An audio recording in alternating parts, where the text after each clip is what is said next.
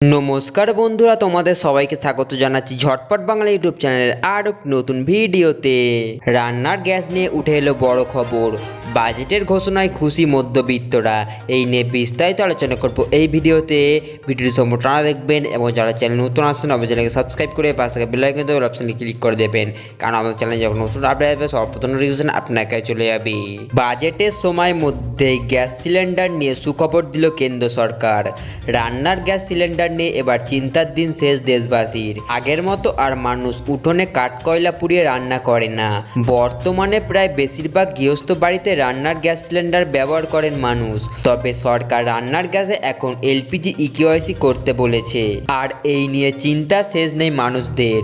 কিন্তু এবার এই চিন্তার দিন শেষ, আর এর সাথে রান্নার গ্যাসের অতিরিক্ত দাম নিয়েও চিন্তা করতে হবে না। বাজেটে এই নিয়ে ঘোষণা করেছে কেন্দ্র সরকার। রান্নার গ্যাসের দাম নিয়ে দেশের সকল মানুষদের চিন্তার শেষ নেই, আর প্রতি মাসে এই দাম বেড়েই চলেছে।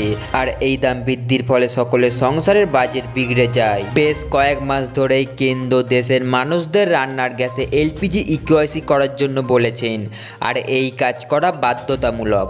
তবে এই বিষয় নিয়ে গ্রাহকদের মধ্যে দ্বন্দ্ব তৈরি হয়েছিল মানুষদের মনে। অনেকেই ভাবছিলেন ইকেওয়াইসি না করলে গ্যাস বুকিং করা যাবে না।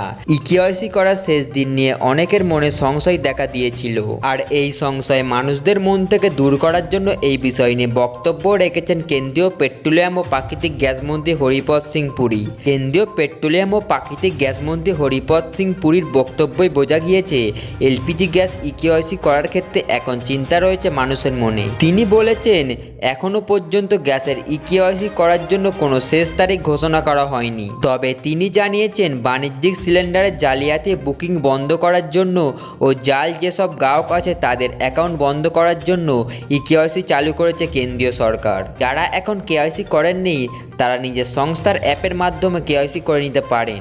নিজেদের এলাকায় যেসব ডেলিভারি ম্যান আছে তাদের কাছেও করতে পারবেন। অতএব বোঝা যাচ্ছে কেওয়াইসি করা খুব কঠিন কাজ নয়। এইসবের পাশাপাশি মুখ্যমন্ত্রী গ্যাস সিলিন্ডারের দাম নিয়েও বলেন। প্রধানমন্ত্রী উজ্জ্বলা যোজনার আওতায় থাকা গ্রাহকদের 300 টাকার ভর্তুকি দেওয়ার সময়সীমা 2025-এর মার্চ মাস পর্যন্ত রয়েছে।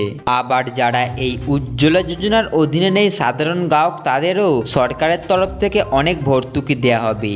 কেন্দ্র সরকারের এই সিদ্ধান্তে অনেকটাই স্বস্তি পেয়েছে সাধারণ মানুষ।